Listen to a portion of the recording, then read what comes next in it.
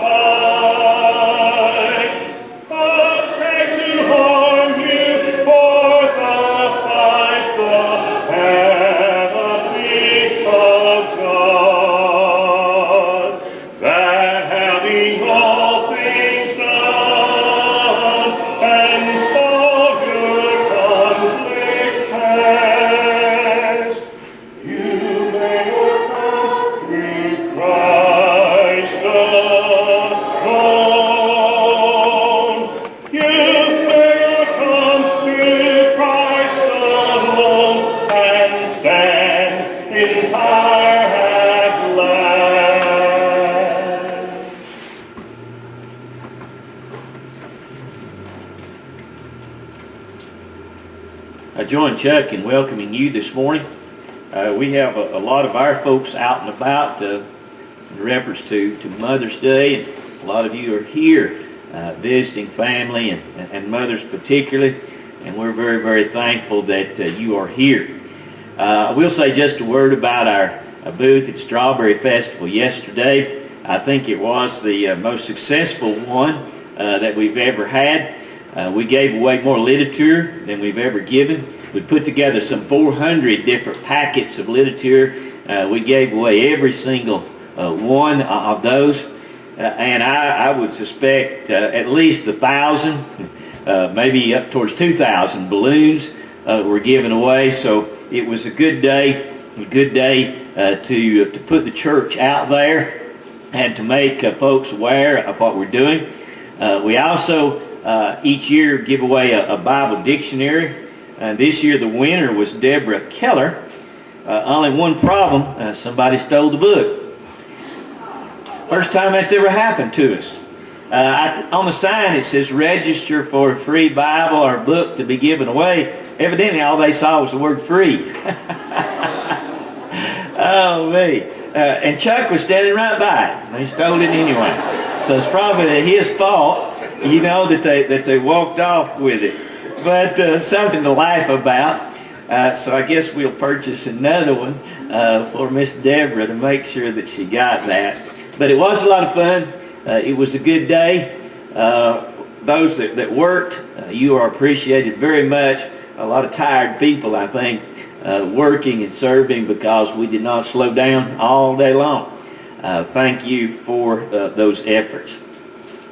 There was a teacher teaching her primary class, and it was their science lesson, and she was talking to them about magnets, and they spent that day talking about it.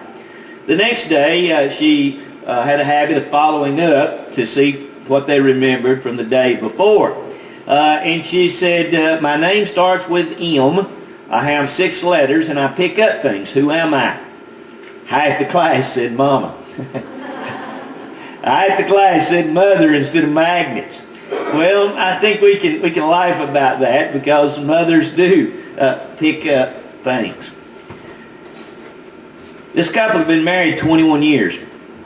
But she told him one day, she said, I want you to take another woman out to eat. He thought, well, that's interesting. He was being asked to take his mother out to eat. His mother had been a widow for some 19 years. And he had to admit that in the raising of 3 kids and work and everything, he had not spent as much time with his mother as he wished he had. So he called his mother up and he said, "I'd like to take you out to dinner and a movie." And her first words were, "What's wrong? Is somebody bad sick?"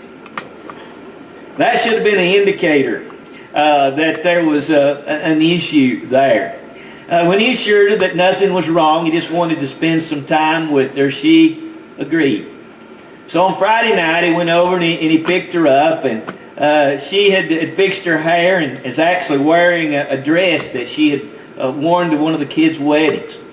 And she took his arm as he led her out to the car, and they went to a restaurant. And they got their menus, and he had to read it to her because she couldn't see as well. And as he was reading her the menu, he looked up and she was looking at him smiling, and she said, "I used to read that menu to you." Well, they had a wonderful meal, and they sat there and talked. In fact, they didn't go to the movie. They spent so much time just talking and visiting. He mentioned that they would try to do that again. Well, it just so happened that just a few days later, she fell dead with a massive heart attack. He didn't even have a chance to say goodbye. The next day, he received a letter in the mail, and it was from his mother. And it seems that she had purchased 2 meals from that same restaurant for him and his wife. And she said, I may not be able to go, but I want you to go, and I want you all to have a good time. One of the things that this story tells us hinges on our lesson last week, when we talked about how short life really is. Life is too short for us not to say "I love you" to those that we care about. Not just mothers, but children, fathers, grandparents, maybe even to express an appreciation for a thank you, to let folks know that we care. Life is too short. Today we're thinking about mothers. But many of you are thinking about a mother that has passed on from this life. And by this time next year, there will be others of us that will be in that same position. Our parents, our mothers, our fathers, a grandparent, brother or sister will have passed from this life. And I suspect that in spite of anything we might say today or any other thing that might happen in the months to come, some of us will have some regrets. There will be those things that we just did not say. Someone will die suddenly with a heart attack, or maybe it will be in a car accident, and we don't really have an opportunity to say goodbye. I encourage you today, make that phone call. Make that visit. We can't do anything about those things that are past and gone, but we can begin today to express our love. Or maybe we expand that. Maybe there's someone that you've never invited to church. Maybe there's someone that is dear and close to you, but you've never talked to them about their soul. You never said anything to them about repentance or baptism. You never said anything to them about their preparation or their lack of preparation for eternity. And they may very well leave this life and miss out on heaven. And it may not affect them in reference to what you say and what you do. But I can assure you that if we invite, if we encourage, if we express our love, if we express our appreciation, our feelings about that circumstance will be quite different than they will if we have to hang our head and tears fall to the ground because we just didn't say anything. We neglected to express appreciation and love and care and concern. Woman was the crowning of all of God's creation. In Genesis chapter 2 and verse 18, God said it was not good for man to be alone. Thus he would make for man a help meet for him, or a helper, or a companion suitable to him. Maybe your translation says. God had created all else, but that crown of all of God's creation was woman. God recognized and understood that man would need a companion. Man would need a helper. And obviously there are circumstances or maybe some exceptions.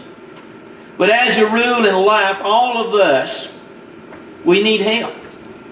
And we need those that would encourage us. We need those that would stand by us. We need those that would mentor us. We need those that would encourage us and stand by us and instruct us.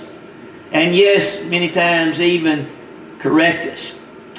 J.A. McNutt was a gospel preacher that preached for many, many years. And he was being honored for his many years of service. And after so many beautiful things and nice things were said about him, he had an opportunity to respond. And he wanted to give praise to his wife. And here's the way he illustrated it. He said, if you ever see a turtle sitting on top of a fence post, you know it didn't get there by itself. And that's the way he felt about his wife. He had accomplished many things, but it was obvious to anybody that knew that he didn't get there by himself. She had been a steady companion, a helpmeet for him throughout those years. And the many things that he had been able to accomplish as a preacher, so much of that was credit to his wife. And I can say amen to that. And I can say that that's true with me as well. And you men that are married, you may be able to look back and recognize also that the accomplishments that you have made, how much of that is attributed to her. And without her, those accomplishments would be greatly diminished. When you think about biblical characters, Abraham and Sarah, makes you wonder where Abraham would have been and which way he would have went without Sarah as that faithful, encouraging companion that stood by him throughout all of her life. And then many others. We think about Jochebed, interesting name for a woman. But this was the mother of Moses, and how that she protected her child. If you start reading in the book of Exodus, you remember that the children of Israel, God's people, were in slavery in Egypt. And being in slavery, there were terrible burdens. But in spite of that, the people were being blessed by God, and they were multiplying, and they were growing. They were having children, and they were getting larger by population than the Egyptian people.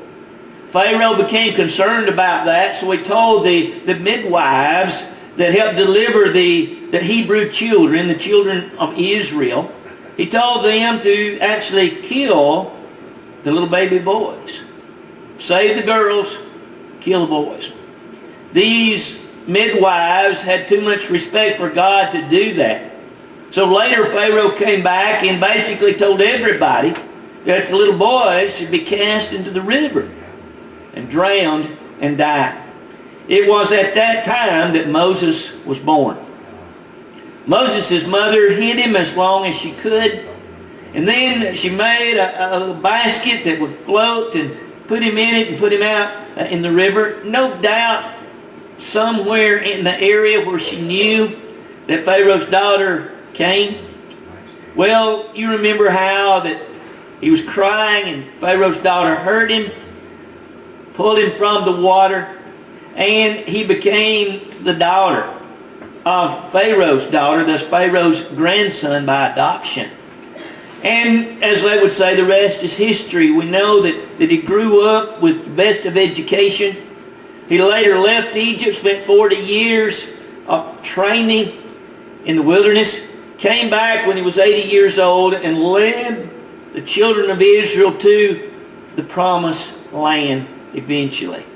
Here was a mother that was willing to risk even life itself for her child. And we can say that about many mothers. There's a true story that happened years ago out of Florida. The family had a parcel of land, and there was a little pond out back, and they had a little boat dock there. Something basically for the kids to jump off of and swim. The little boy wanted to go swimming that day, and she looked out back and she could see the water, she could see the pond, and he was a good swimmer. So she agreed. He went. And he's playing in the water, and she's glancing out the window every once in a while to check on him. And on one of those situations she looks, and to her horror, she sees an alligator slide off the bank and head towards her little boy. She rushes from the house, yelling and screaming, running through the yard. He hears her screams and starts swimming back, not knowing what the problem is, swimming back towards the dock. And the alligator is following him. And she's getting closer. Everybody arrived at the dock at the same time. Little boy with the alligator there, and the mother. She grabbed the little boy by his arms to pull him from the water. The alligator grabbed his legs. And a tug of war began. Just so happened a farmer was driving by, and he heard the screams of the woman even above the noise of his truck. And he saw her running, so he knew something had to be bad wrong. He stops, and as he gets out of his truck, he looks and he also sees the alligator. He takes his rifle, runs down, and she's pulling, she's holding on to the little boy. He eventually shoots the alligator, and the alligator turns the little boy loose. The little boy spent months in the hospital, numerous surgeries to repair his scarred legs. And he was asked questions about these scars over the years. And he would show them off proudly. He said, this is where the alligator got me. But then invariably when he would tell that story, he would raise up the sleeves on his arm. And he says, but look at these scars. It was scars where his mother's fingernails had ripped into his arms. And he said, this is what Mama did, but Mama would not turn me loose. He was proud of those scars on his arm, not so much about those on his legs. I suggest to you that there's rarely anything that we could think of that's more powerful than a mother's love. We think about Deborah. We think about Hannah, the mother of Samuel. We think about Elizabeth, the mother of John the Baptist. The wisdom, what it says about her and her husband, and their commitment and their dedication to God. And we see in the life of John, in the preaching and the teaching that he did, how powerful their influence was upon him. And then, of course, Mary, the mother of Jesus, the things that she must have suffered, the ridicule, the embarrassment, things that were said about her because she had a child and no husband at the time. Things that she and Joseph must have heard whispered about them as they would go. And yet they raised the Son of God. And we find that at some point Joseph disappeared, evidently through death. But even at the cross, we find Mary, the mother of Jesus, there present when her oldest son was crucified on the cross of Calvary. And one of the last things that Jesus said was to look down from that cross and say to his disciple John, behold your mother, and to her, behold your son. Jesus was concerned about his mother even in those last hours when he was dying. And she was there in support even when he gave his life for her, as well as for you and me even this morning. When we look at these mothers and we look at the difference that they've made, We come to recognize, I think, and understand the power of women even today. And ladies, whether you are a mother or not, there is an ability and there is power that you have to help, to lead. The man was created to be the leader in reference to the home and to the family, but that does not diminish in any way the power of the woman in the home, the power of the woman in the workforce, the power and the influence that you ladies can have if you are blessed with children, or even the influence that you can have on co-workers. Most congregations, this one being one example, has more women than men because of the sensitivity, because of the emotional factor. You ladies are more likely many times to be spiritually stronger than we men. Thus that crowning creation of God, according to Genesis chapter 2, made a difference then, and it makes and continues to make a difference today. In Proverbs chapter 31, if you have your Bibles, I'd encourage you to open that to just a moment, and we'll take just a few moments as we finish to think about this virtuous woman. It's interesting in the book of Proverbs that it is addressed to Solomon's son. And you read those first few verses in chapter 1, you get on down to about verse 10, he encourages his son to listen. Listen to the instruction. Listen to the wisdom of your father. And throughout Proverbs, he talks about the evil woman. And he sets forth numerous warnings to his son about the women that are out there that have no love and no respect for God. And how that they would use their wives, as they would use their abilities, their talents, their bodies, to influence him in a wrong way if he was not aware of what was taking place. But then he comes to the close of the book, and he finishes up with this ideal, this virtuous woman. It just so happens that this woman is married and she has children. She indeed is a mother. And he talks about her qualities. And I think that these are qualities that each of us need to think about in your life as a woman, but also as men. As we would think about the qualities or the virtues that we need to have in order to have the influence that we want and to be the kind of people that God wants us to be. Life indeed is too short for us not to be the very best men, the very best women that we possibly can be. And in our respective worlds, in our respective roles, whether we are a father, a husband, a grandparent, a brother, whether you are a mother, a sister, a grandmother, a daughter, all of us have opportunities to be an influence for good and right. And the beautiful way that this woman is described in Proverbs chapter 31, I think sets forth before us a challenge. A challenge to look at how we're living and to look at whether or not we're influencing people in the right and godly way. In verse 10, he starts in verses 10 through the end of the chapter. And what you have is basically an acrostic poem.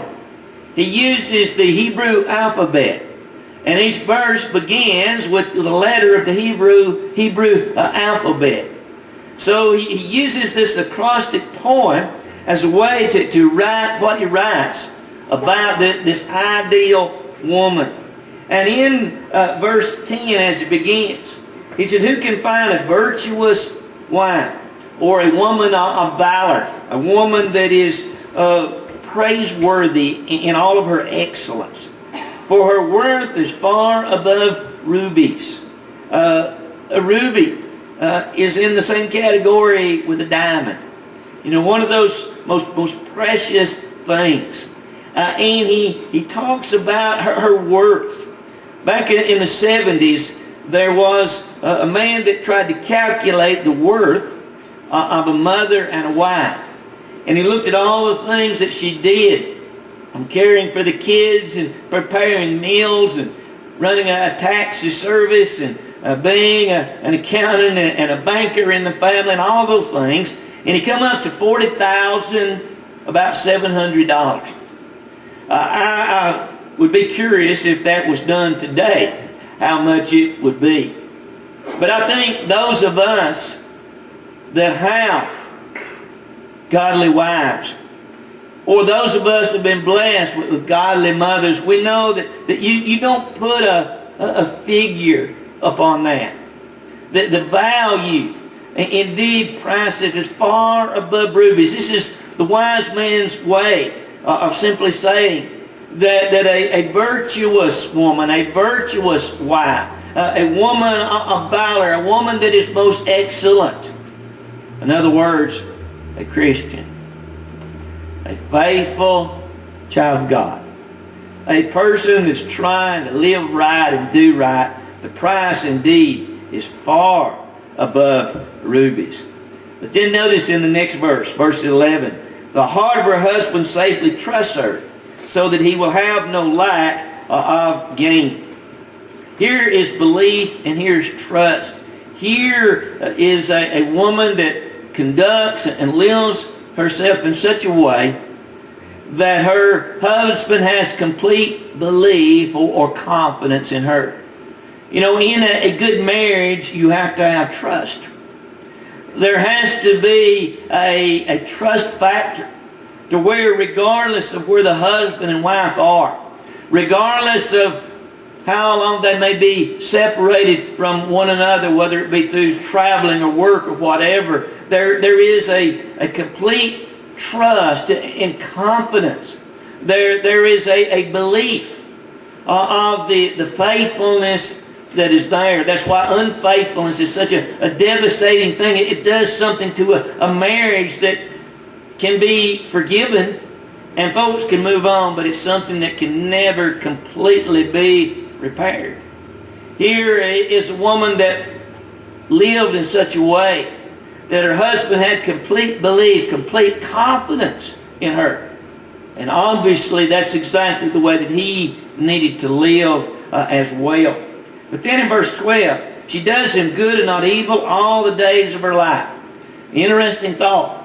Here is a lady that whatever she was doing, she took thought of her husband. Well, whatever it was, she considered whether it was good for him or not. What a better world we'd have if all of us lived in that way. If we would do unto others as we would have others to do unto us. If we would have true love, that we would try to live and try to act in such a way that whatever we said, whatever we did, it's going to be good for the wife, it's going to be good for the husband, it's going to be good for the family, it's going to be good for the church. That's just the beginning, and I encourage you to read through the rest of these verses and think about the qualities that are there. A virtuous woman.